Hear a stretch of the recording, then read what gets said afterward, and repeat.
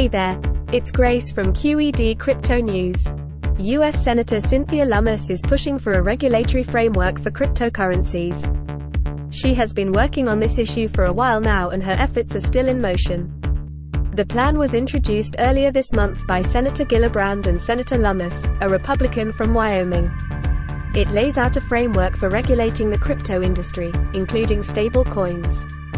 The legislation could give the crypto industry something it has been asking for: clarity and certainty about the regulatory landscape. This news has garnered praise from the crypto community, as they believe that regulation will help legitimize the market and make it more accessible to mainstream investors. We'll be keeping an eye on any updates on this story. That's all for today. Thanks for tuning in.